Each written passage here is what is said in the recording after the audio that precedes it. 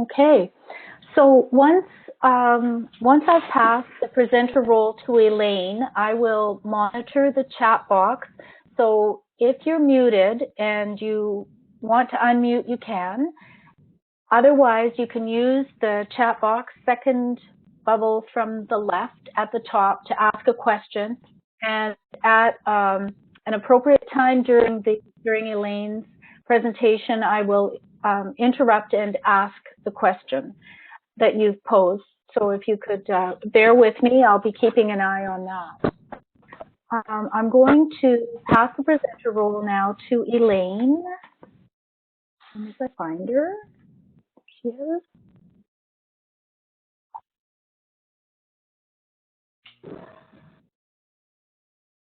Okay. Allow. All right. I'd like to introduce Elaine.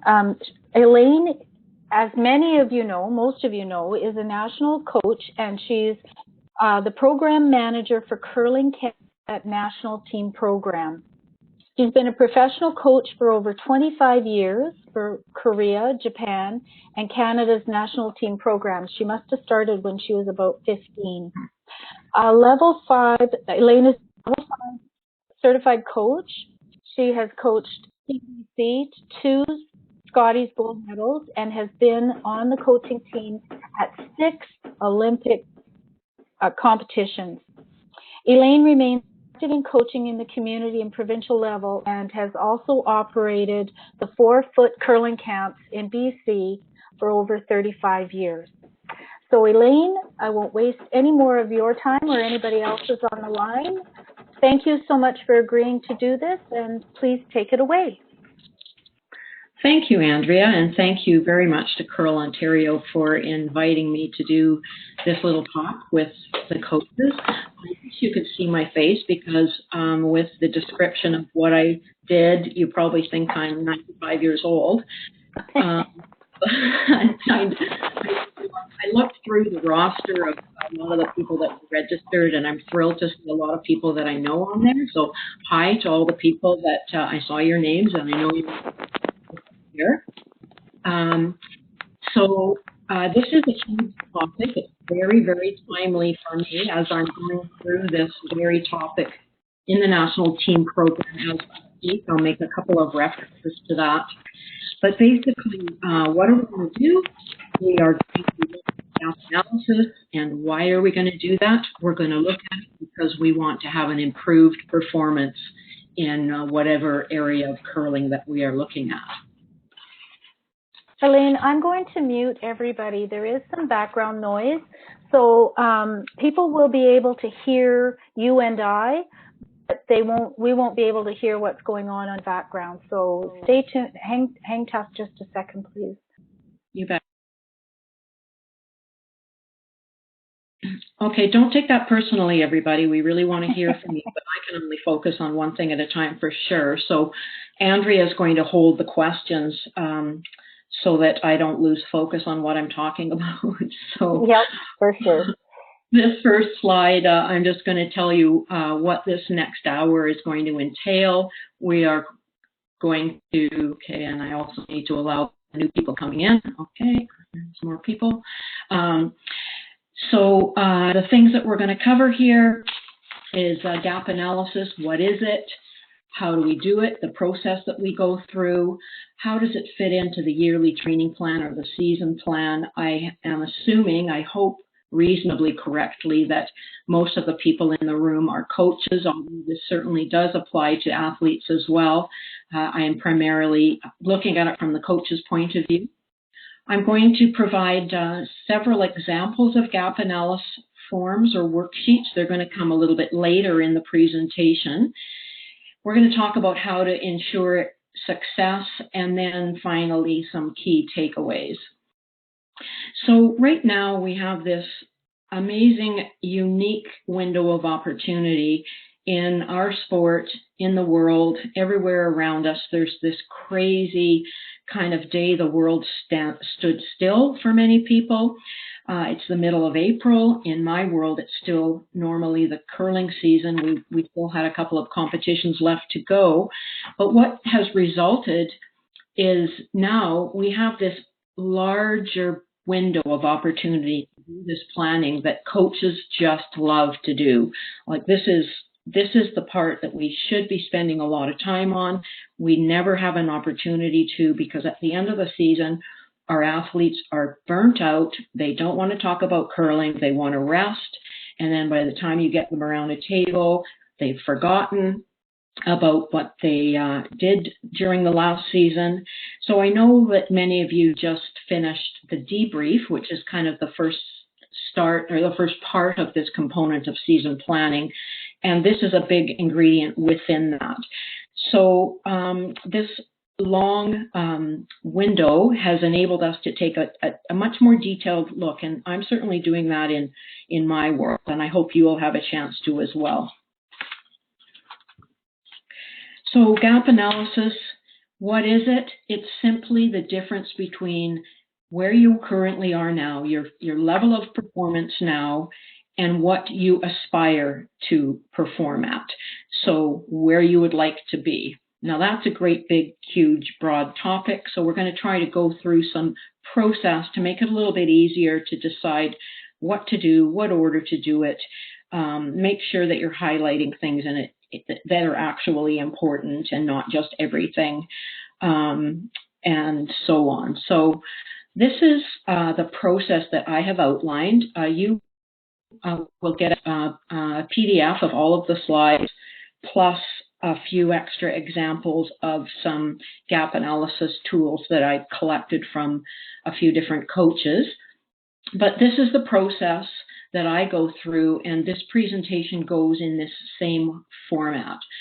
So the performance required is going to be the next topic after this slide that we start to address. And then we're going to look at some of the analyzing the current performance factors. So some of the things that you would be looking at to identify where your athletes and teams are, or what they are going to look at, or how do you decide what the current performance level is. And then we'll look at some tools, some example tools. Then we'll do a brief discussion on how to prioritize the gaps, and then show a brief example of how to create an action plan to bridge the gaps, that is to ensure that we're moving the performance closer to the desired performance, and finally how to ensure that you're going to have evidence of success, assess, and revise. So I'll just mention at this moment, the largest number of slides are in this number 2 factor, current performance factors. I wanted to give you a really good idea of what kind of items might come into those areas, but I don't think we have anywhere near close enough time to go through them all in detail. So I'll pick some highlights, I'll pick a slide or two to kind of dial in on, but if you see one that I skipped over that you would like to go back to at the end, if we have time, we can do that. Otherwise, we can do it in a follow-up email or such after this period of time. So I love that little diagram that I found and revised a little bit, the current state, the desired state, and what do you have to do between those two things?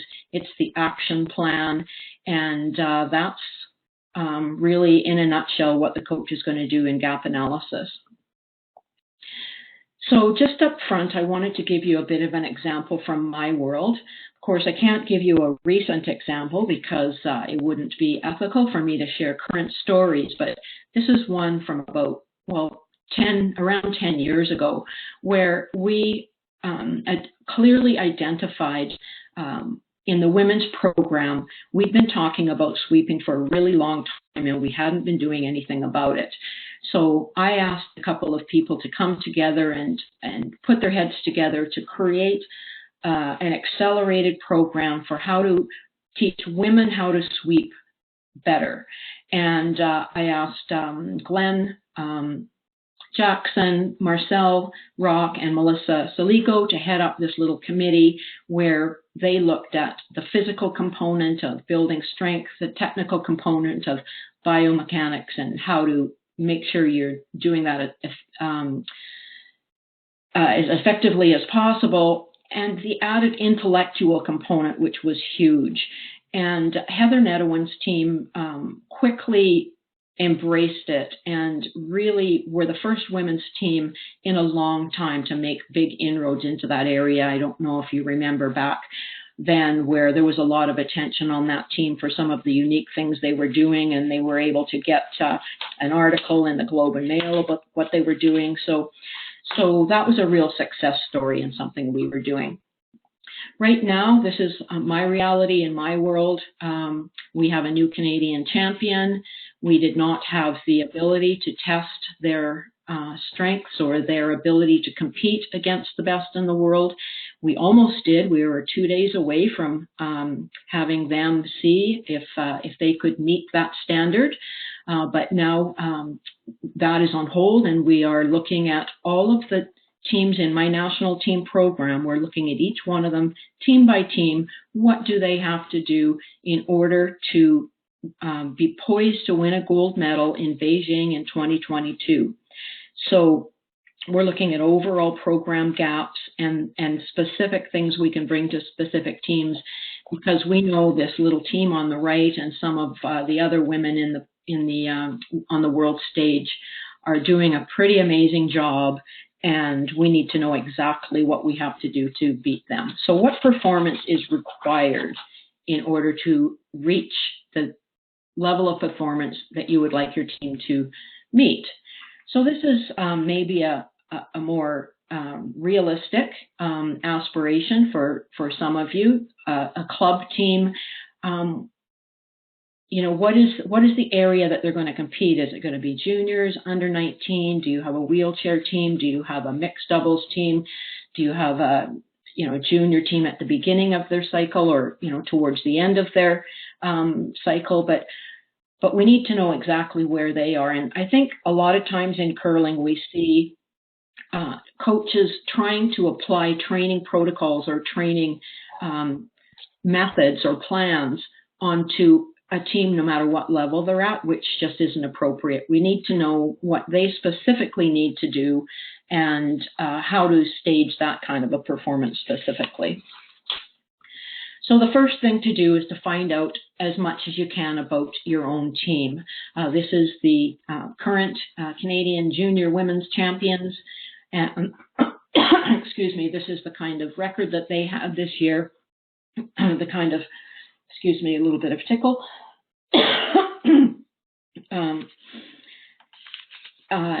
So those of you in junior play, you look for things like that. Look and see, okay, what did the current winner have to do? What does that mean for what I might have to do the next time we're in that environment, at the women's juniors, at the men's juniors, at the women's Scotties, wherever your competition might be, provincial play or whatever. Now, this is the bigger section of the presentation. I know you've all, in many of your coaching endeavors and courses and camps and places you've been, have gone through identifying the key performance factors in curling. It's a never-ending list of details, but there's some broad categories of which these are some of them. So these are the key factors, key skills that we know that curling athletes must have. And so we need to go through each of those areas and just determine where our athletes are right now and what kind of a gap they have. Excuse me. With respect to where they want to be. Sorry, I know it's still cold where some of you guys are, but we've got a lot of blossoms here right now, and I have a little bit of allergies going on, so sorry about the gruff throat. So we're going to go through a few of those things in just a moment, but just a reminder, we want to assess the current performance related to where they are in the age and stage in the athlete development model. So, so some of the things that we know for sure, and I'm just going to pick a few of these slides, as I mentioned, to go through. I'm going to give you an example of what we're looking for, what the athlete will look for as they assess themselves, what the coaches will look at as they are interviewing the athlete or making sure that the athlete has assessed themselves and that they're focusing on the right things. But technical delivery, we know that the easiest way to make a curling shot is to throw it well, period. If we throw the shot well, we throw a really good line, straight lines, nice release appropriate for ice conditions, and so on. If we have excellence in weight control, both reliable draw weight and the ability to throw up weight in different situations, and then that is the easiest way to make a curling shot. If we throw it correctly, we will make a lot of shots. So that's the first and most important thing in the GAP analysis of all of the athletes that I train or that I'm involved with. It's the greatest amount of their time is spent in that area.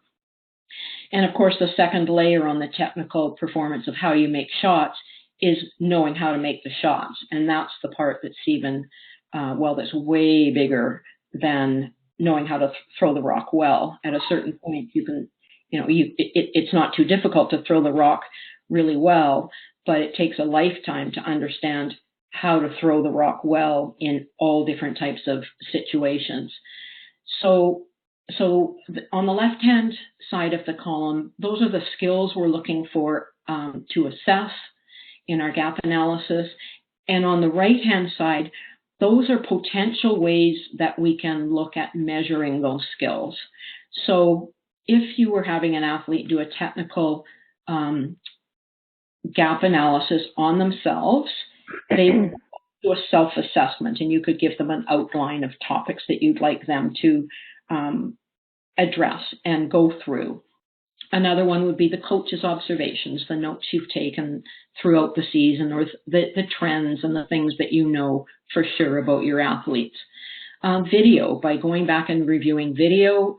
Sometimes teams have the luxury of having some game tape. Maybe they played at a Tier 2 or a provincial championship, and they can go back and review some of their shots and realize where their strengths and weaknesses were. So that was game tape, sorry. And then video, of course, is just video analysis. I know you all have certain type of whatever you prefer to use for your on-ice video analysis in training. Measurable drills. So not just throwing specific shots, but throwing specific shots with results, with tracking, with improving performance in a particular skill every time you go out, keeping track, a roster of a particular drill that you do maybe once a week or every so often, and look to see regular improvement in that drill. And if not, why not? Look back, see what else can happen. Of course, other types of equipment for measuring success rates in weights, both draw weights and up weights, stopwatch, speed traps. Coaches spend a lot of time tracking information, but tracking errors is something that athletes should also be doing as well. To have an athlete learn to understand why they're missing certain shots. So at the end of a game, if I'm coaching a team or interviewing a team after a game, I always ask them, why did you miss your shots? Well, I don't know, like I was heavy or whatever. And so in order to make it as simple as possible, I say light, heavy, under curl, over curl. How did you miss the shot in those 4 areas? Then of course there's others such as line calling, sweeping error, pick, other crazy things. But if it's operator error, why did they miss? What is the tendency and what information does that give you?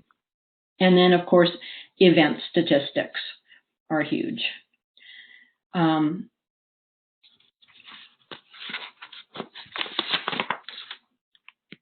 Okay, so here's some information that is readily available. This is some information that I just pulled off the archives from Curling Canada at curling.ca.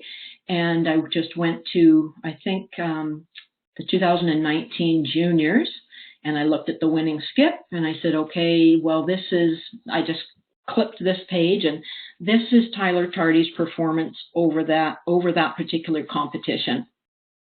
So now somebody who is going to try to go and win that championship, they know that this is the kind of performance it took in 2019 to win that championship. They've got some sort of measurability of what to look at, something to measure up against.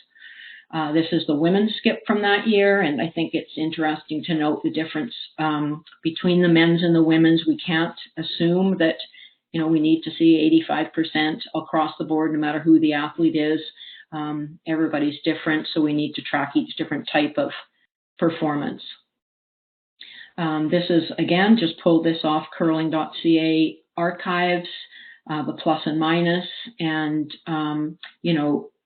other times when I've done a presentation like this, I've looked at a few consecutive years and looked at a provincial track record of, how a province tracked over a number of years, and looked at the numbers in that kind of way. But those are the kind of things that you can look at to get a little bit more information to add to the technical. I'll go through this one as well, just briefly. The other part is technical sweeping. I know you probably know, a lot about this. I know people on this call are experts in this area, but basically we're looking at the abilities of the athlete to have a power, a stroke rate, the best biomechanics position possible, stamina over ends, games, days, competitions. The sweeper's IQ is the sweeper's ability to understand what's going on in the game, not just whether to sweep or not, but why to sweep. So their initial assessment of what's coming out of the thrower's hand, what do they see? Are they watching the release? Are they watching the speed of the delivery? And what is their initial assessment of what's coming at them? Then they begin to do the weight judgment. How do they do at the weight judgment? How are they at the shot management? How is their timing of sweeping? Do they jump the rock quickly? Do they have tendencies of under sweeping or over sweeping? And do they have a path awareness? And those are all skills within sweeping that the athletes could assess themselves on, assess each other on, and the coach could assess them as well.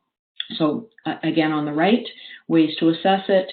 In addition to those two, video on an iPad, a phone, or a video camera, instrumented brush, tracking drills, where you measure the results and measure the errors in how they're executing those specific drills for shot management. And then track successes and errors during competition. Count the number of times each mistake is made, if it's an over, if it's an under, or placement error, whatever it might be, and review those things. So these are just ways of looking at, again, analyzing the current performance factors in each area of performance. So tactical, I'm not going to go through this one. I think a lot of you have done the analytics presentation with Renee, but we used to want to take two, give one, take two, give one to get the perfect 10-5 curling score in a 10-end game. We know it's not as simple as that anymore. There's a lot more complicated.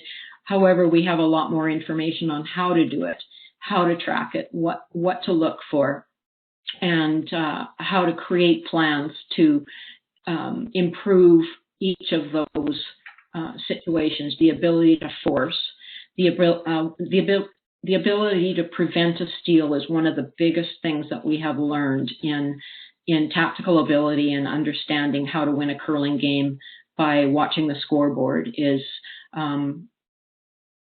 preventing steals and preventing giving up multiples. So there you have a number of things to be measured in that area. Injury, recovery, regeneration. Injury is the first thing that should be asked in the gap analysis, because it's the very first thing that has to be addressed at this time of the year in the postseason. Is if the athlete has an injury, it's the absolute first thing that has to be taken care of. So if they do have an injury, they need to get it assessed. They need to get in, get a medical exam, see a specialist before they can start their off-season training. So it's a huge part of this post-season debrief and gap analysis is taking a look at that area. We know for curling we need physical strength and condition, we need endurance and quick recovery, and we need to train for rest, recovery, and injury. We normally do that through testing, and the best way is always to have your athletes tested, and then they clearly know where their gaps are. We're getting really good at understanding exactly what a curling athlete needs to train, very, very specifically for curling.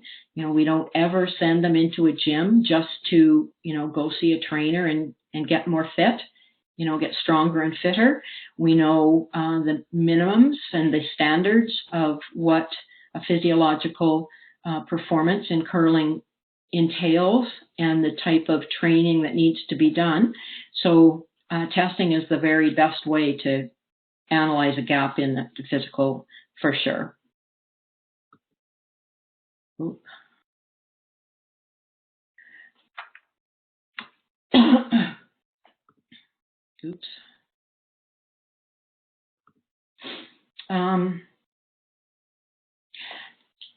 So in mental training, there's so many different types of ways to assess mental training, but I think the primary skills being things such as motivation, control, the ability to control emotions, have appropriate emotions in different situations, in pressure situations, attentional control, the ability to stay focused for a long period of time or to go in and out of focus in certain situations, to be at an appropriate level, to be ready to play your best in the first end, confidence, and then the resilience and grit. So training those things is generally left to a mental trainer or a sports psychologist, but they need to be tracked along the way, and athletes have to understand if they're progressing and how they're doing and if they're good at it or if they're not good at it. So I think an athlete journal is really the very best way to assess that on a regular basis. I've used things like a little worksheet, a daily worksheet that an athlete would just check off and fill in with little different types of like smiley face, neutral face, sad face, depending on how they're feeling in different areas or how prepared they were and so on. And then the coach's ability to draw things out in a pre-game meeting of how the athletes are feeling, in a post-game meeting by revisiting again how they felt and how they felt they did in those areas during the game, and then some type of a formal assessment, which we have tried different things. We do have some mental assessments in the national team program, but they're becoming more and more individualized because athletes are at such varying levels of knowledge and skill in these areas, and I think it's really individualized right now. So I think also the coach plays a big role here in guiding the athletes through those, determining how they did, how they feel about things, and how they can improve.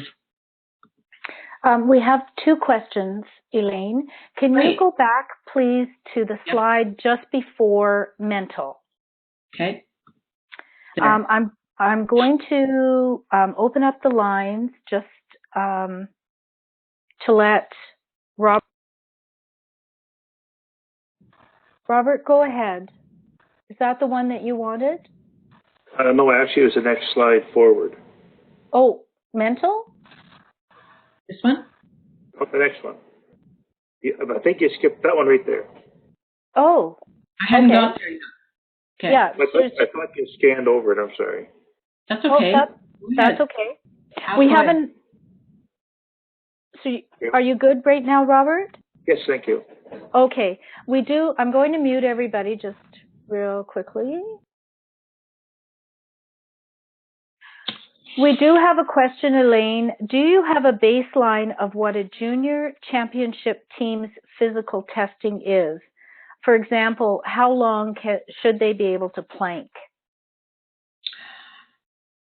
I do not, but well, I think it's 2 minutes, but I'm sorry, I don't have the ability to answer that question, but I could get back to you tomorrow. Okay, thank you. That was, so Len, that was your question. You could, if you wouldn't mind contacting Elaine tomorrow with that question. You have her email. Sorry, Elaine. So I was just going to say, I can send the answer to you. Oh, sure. And I'll distribute it. Sounds great. Yeah. Thank you so much. Yeah. Good. Thank you.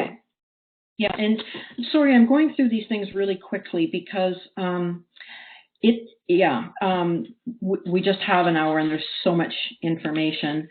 So I'm happy to go back. And really this slide is, I just put this together with what I think is important at this moment in time. You know, we used to call it team dynamics, and we used to have all the different ways that we thought teams should evolve through the team dynamics. But I think it really requires some coaching analysis of seeing how the team is interacting and seeing how they understand their roles within the team, how they demonstrate their respect and their support of teammates. How they what they do to improve their teammates' performance, and how they lead or contribute to team culture. These are kind of new ways of looking at team cohesion and role adherence, and having parameters to stick to that enable teams to just focus on doing the right thing. So I don't have. I hope there'll be some examples of how to assess that in some manner in some of the examples that I give you, but those are some of the points I hope that you'll consider. Again, in nutrition and hydration, every athlete is at such a varied level of this. You know, some are so careful and so attentive to what they put in their bodies and commitment to live a healthy lifestyle. But basically, I think there's a few key factors that they understand what's required for nutritional requirements for a healthy daily life, that they have the knowledge and application of nutrition during competition. So what exactly, like how much food and hydration must they take in to meet the performance demands of the length of the competition, be it 1 game, 8 games, you know, a Scotties tournament that's 14 games. To have an understanding of what that might entail. Chrononutrition is like a periodized plan for nutrition and hydration. That's when is the best time to eat and what is the best time to eat, what type of foods. A nutrition plan for travel, bonspiel competition, especially international travel or places where you might not be able to get exactly what you want to eat. And also the understanding of the athlete that they are responsible for what they ingest. It's up to them what they put in their body, and that will have a direct relationship on their performance. Just a couple more of these examples of performance factors. So game aspects, what to assess with respect to how they play the game. So pre-game readiness for self. Were you ready for the game? Pre-game readiness for the team. Do you feel you were ready? The team was ready to play the game. How are your between-end meetings? How do we assess those? How do we assess the success of our halftime meetings, our 4th or our 5th end breaks? How do we assess our timeouts? Were they as effective as they can be? Could they be any better? The post-game debrief. We should look at that on a constant basis. Look at all of these things. Are they working? Should we change them up?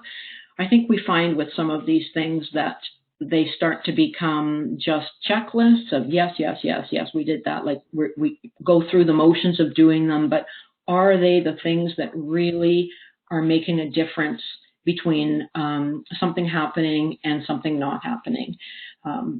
So making sure that those scripts are up to date, are meaningful, are doing the job, and how you could do that by journaling, by reviewing the scripts and asking those questions, adapting, changing them up a little bit, maybe changing the person that leads them, evaluating your scoreboard or your performance of how did you start the game, how were you doing partway through the game, how were you doing at the end of the game, and that could be looked at with respect to energy level, focus, and any number of things. But how you look at the performance factors within a game. And that was on ice information or things to look at. Then the competition environment, what's outside the boards, and these are the things that help the athletes and the team get ready for a great competition, not just a game, but these are the things that help them figure out how to win the whole competition. Again, routines and scripts, having a meeting place, travel to games, times, schedules. I guess I really like scripts and routines because I like to put it in 2 times on this page and 1 time on the previous page. That's good. Good. It's important. Yeah, it's important. There's lots of them. The daily schedule, that it's really planned around performance, that everything in the daily schedule relates to game time, to number of games, frequency of games, length of the tournament. Obligations are kept to a minimum. Everything about a competition environment is to preserve energy, to make sure that that the athlete is prepared to go into the competition strong enough and rested enough so that they can maintain or hope to maintain performance during the competition. So those are the kind of things that we want to assess and figure out, are we world leading at this, or is there room for some improvement? Okay, so those are the current performance factors or ideas of many of the things that you will want to look at as you do your gap analysis. And this part of the presentation, I think there's about 4 or 5 examples here that I've just collected on examples of different types of gap analysis. This one I got from Curl BC. It's kind of a performance audit, and it's got the categories, and then it's got the key performance indicators, and then a score between 1 and 10. So it's a self-assessment. You score yourself. You decide where you need to be. Is there a gap? And then the set of priorities, which would be maybe high, medium, low. So very simple, not too much effort or time. Of course, there's effort, but it's not complicated. It's very straightforward. I think that's just 1 of 2 pages of this audit. This is another super simple one. This is one that I use at my adult curling camps.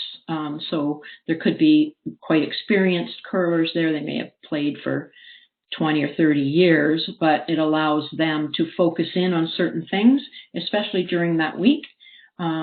You know, if they've got 5 days to train, they can look at where they stand in the different areas, and then they can decide which of those things they want to focus on during that week. And yeah. This is another one from Curl BC, I think. I think Melissa gave me this one. But again, rate yourself on these different skills. 1 needs improvement, 2 meets expectations, 3 exceeds expectations, identify the priority, low, medium, high, and indicate what you need to do to improve. I do like this one for athletes because I really like it when they have to say something, not just check the box. So, so I like that one. This one is much more complicated.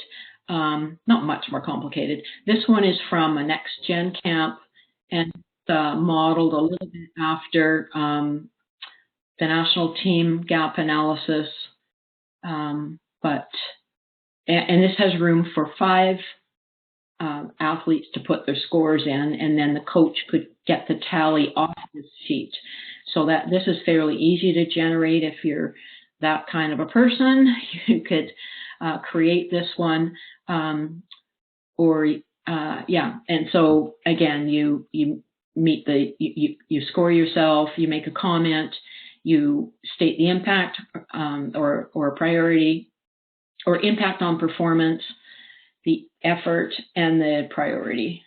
So there's another one. I think that's the last of the gap analysis. I just wanted to mention the benefit of a SWOT analysis. A SWOT analysis wouldn't be suitable for your entire gap analysis, I don't think, but it does serve a really great purpose as a mid-season analysis or a quick report on a team. Sometimes my colleagues and I sit down and we'll do a SWOT analysis on a team partway through the season to just sort in our minds where we are with what they've been working on, or making sure that at this moment in time we know what their biggest threat might be. So for me, I would be looking at, if our team that's coming out of the Scotties is going to the Worlds, what might be our biggest opportunity to capitalize on some of the teams we'll be playing there? What are the opportunities, and how can we leverage our strengths in order to assess what we could do to raise the performance? And the threats might be the things that you want to keep hidden for the moment. So we know you can't learn everything at once, that the priorities are going to be the quicker ones that we get to.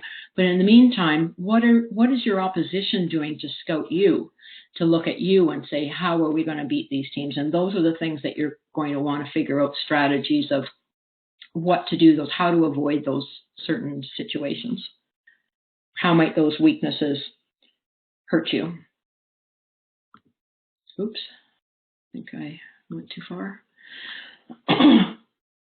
Okay, so after going through the gap analysis, you go through a kind of a master sheet of recording down the summary of the priorities and gaps, creating a priority high, medium, low, and then identify when, where, who, how that might be trained. So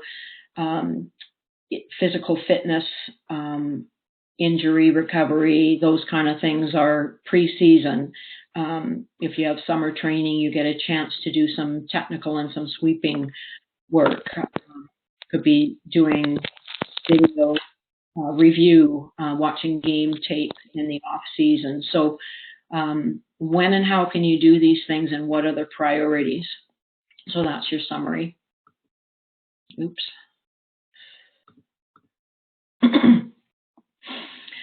So then the action plan, how do we move that gap? So we want to move that line of the performance of where we are now towards the line of where we want to be, or the desired performance. We know it's going to take time. We know it's going to take effort. And so now we need to determine what and how to do that. So this is just an example of a worksheet that we created to address some of these topics. And what we do with the teams that I'm involved with is, after they all go through their individual gap analysis, complete them, submit them to their team coach and to the national coach, and then we get into a room, everybody together, or onto a Zoom call, and go through it all and talk. Everybody gets a chance to say what they think in all the different areas, and they've been pre-asked, what are your top priorities? Like, pick pick your top 5 things. And then, that list is going to be longer, and you have the athletes and the coaches work through this kind of a worksheet to decide what happens next. So what is the gap you want to close? Performance indicators. So what can you look at to determine your status in that area? We've already talked about that earlier in number 2, analyzing performance. The process goals or the pathway. What is the pathway? What are we going to do to progress towards the improvement? The training program and what, where, who, how, and then additional information in detail. Who will do it? Where to find the information? Do we need to bring in an expert? What else has to happen?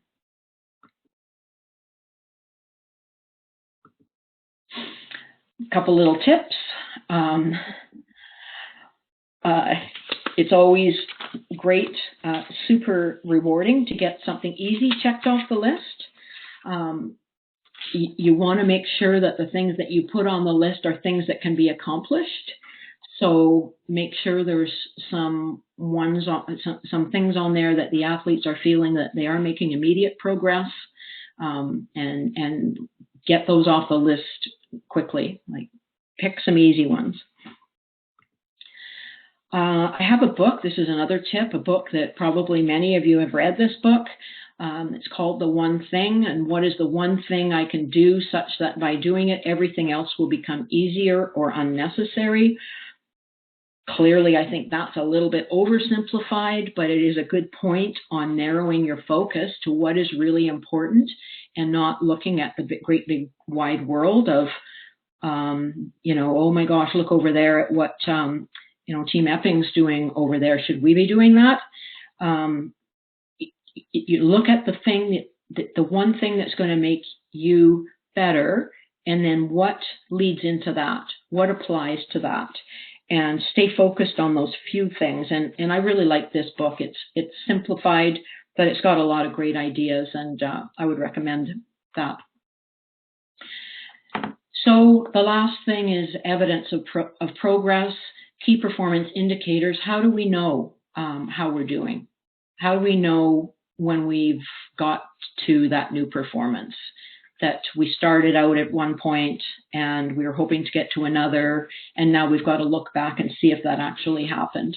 So these are some of the ways you can do that. There's innumerable ways of doing this. I know some of you coaches are experts in your, maybe in many areas, but I know some of you are experts in your own highlight area, whether it be sweeping or statistics or delivery analysis or whatever it might be. You've created apps or assessments or tests or whatever, but you need to have those things: self-assessment, peer assessment, coach assessment, stats and analytics, game review, an external assessment. Maybe have another coach come and watch a game, an expert in a certain area come and watch a certain aspect of the game. Comparison to the best. Look for those established standards. They're not easy to find, but you can find them. So finally, this is my last slide. I think the most important thing in gap analysis is you, the person that is conducting the gap analysis or bringing the gap analysis, the person, and it's not the piece of paper, it's not the worksheet, it's what you do to make it meaningful, to make it pertinent, to make it relative and relevant to what your athletes need to do. I think the simpler the better. If it's simpler, it gives them the ability to write comments. And I love open-ended questions rather than just rankings.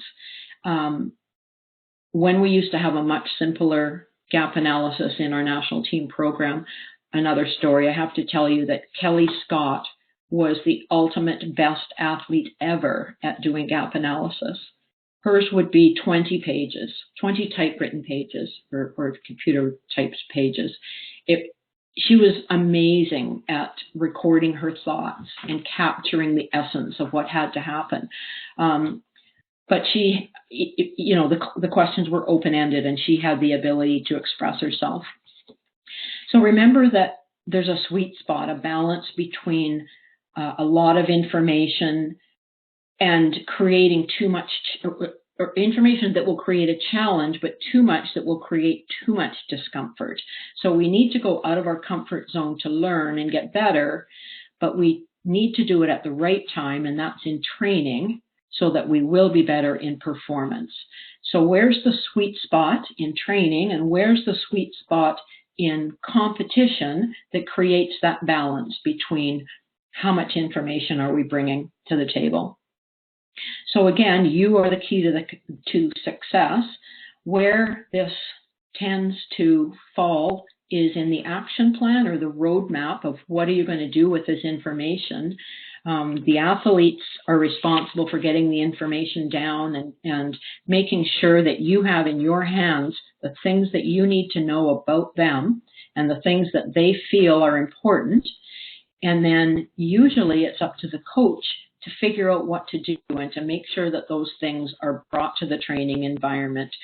So every time the athlete goes to a training session or every time they have an online call, they can see, oh, this is related to that topic we discussed in our gap analysis. So they can connect the dots and they can check those things off the list and see that they are making progress. And that's the power of you, the coach or the facilitator, in guiding them through this process. We want also to always foster curiosity within the athlete. We don't want to spoon feed the information to them. It's much more meaningful when they go look for it. They have to search around and maybe go find something and come back and present it to you or show it to you. And, you do that by asking questions. I like to call myself I like to go into a room as the queen of the great question or the queen of the perfect question, so that the athlete looks and goes, what? Like, that's a great question.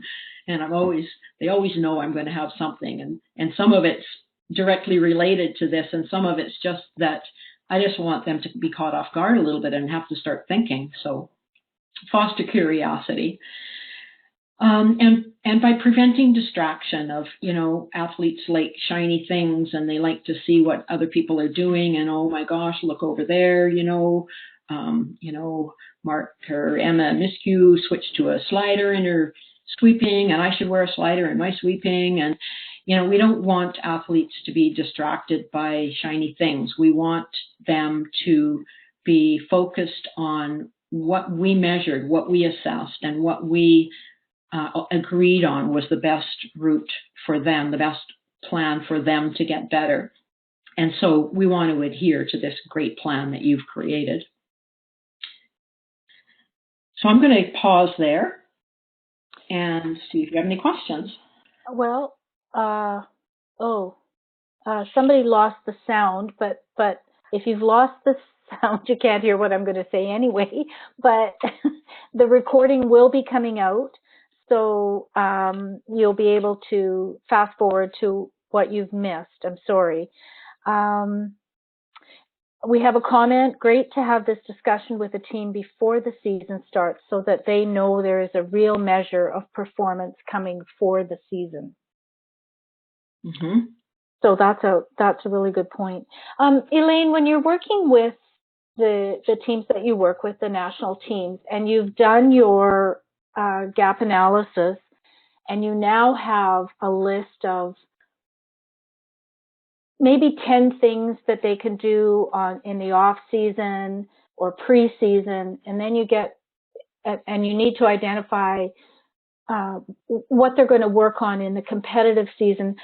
From that list, for example, mm-hmm. for a team, how many from that list would you aim to work on? Would you tackle the whole list, or would you take the top 3 that have been identified as priorities? Like, how big a list do you make? That's a really good question, Andrea. And I want to back it up a little bit to a comment that Renee made to me when she just looked over my presentation, and we agreed that there were a lot of information on those pages. And she suggested, like, because I'm trying to cover every aspect of performance from, young to older.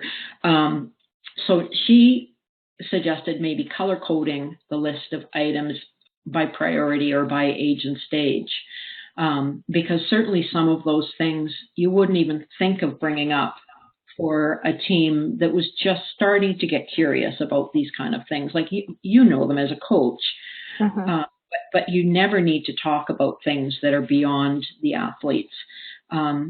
So a number of things, I would say, with a team, it's kind of a Scotty's Briar level, I would say that they would have something in every area of performance. Right. But it might not be lots of things. And the difference between the assessment that we use now also, I really like the way it's worded, because it doesn't say that it's a gap. It says you can choose my performance is okay in this area, but I'm still interested in learning more.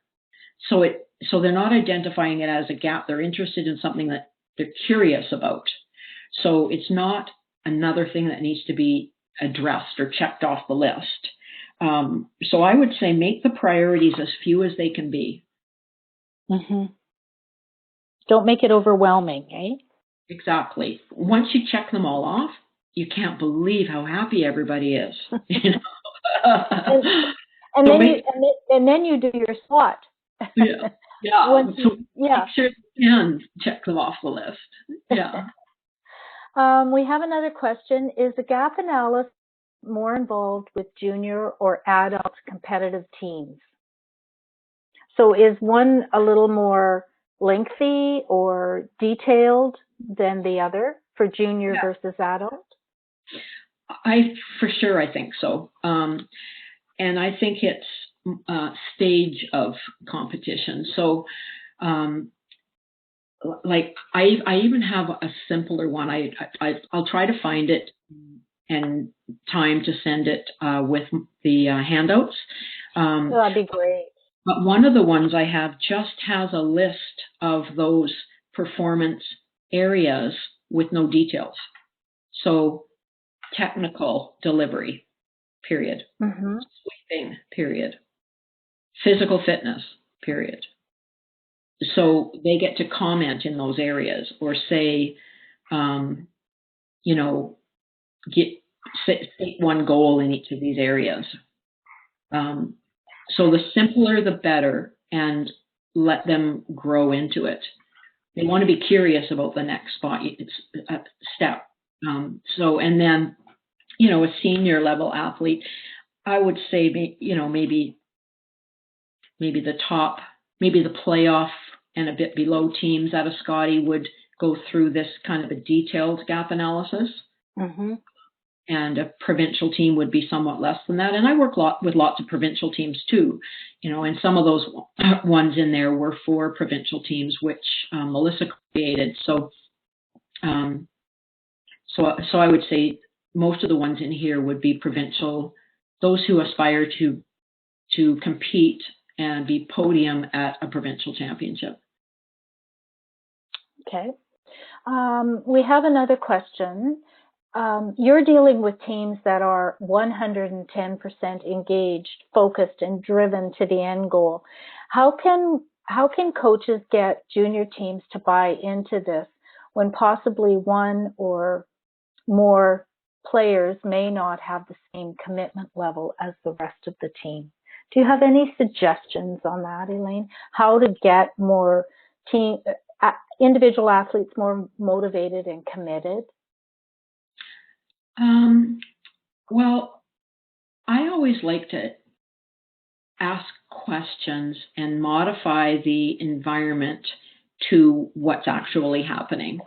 So, if I had a team with, one player or two players that were motivated and two players or three players that weren't as motivated, that just wanted to go curl, I think I'd have to find a way to make them all happy, to challenge the motivated ones enough, but to provide enough enjoyment and fun or whatever were the answers to the questions that I asked those less serious ones, ask them questions to, and then have a chat with them and say, it's not easy to find 4 young people to play on a team that have equal motivation. That's really tough.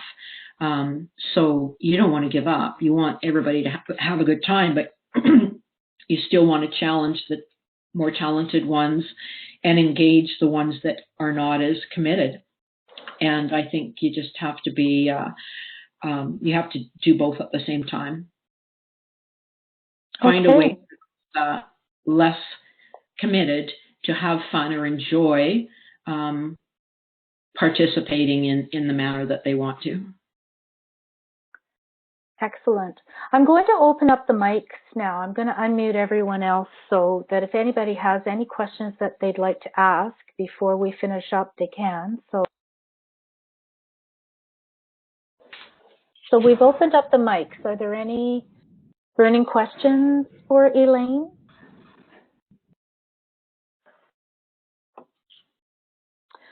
All right. Well, I would like to thank Elaine very much. This was tremendous. It's like an onion. You've opened up the top of the onion, and now we want to get through the layers and explore and see what else is going on, especially with our own team. So I think you've really sparked some curiosity and motivated us, Elaine. I really do appreciate that. I will be sending the recording out to everybody. You will get the recording along with a PDF of the slide deck. And Elaine, you said you had some handouts that you would share with the group. Yes. It's important to recognize that a lot of work goes into this kind of presentation, and we ask sincerely that you do not share it with anybody but your team. If you want to use it for your own personal use, that's wonderful. But if you're going to use it for anything else, it's important that you give proper credit where credit is due. Finally, there were some questions about strength and conditioning. Steph Thompson is doing a webinar next Wednesday. Steph is a competitive curler and a kinesiologist, so she has an excellent understanding of what the physical requirements are for curling. So go to the OCC website and you can sign up for that if you'd like. So Elaine, thank you so much. We finished in really good time. That's awesome. I do appreciate your contributing to our experience. Oh, my pleasure. Thank you so much for inviting me, and hi to all my friends out there. It's too bad it wasn't a Zoom situation where we could see everybody. No. All right. Thank you. And everybody, please stay safe, stay well, and I hope to talk to all of you next week. Thank you. Bye-bye.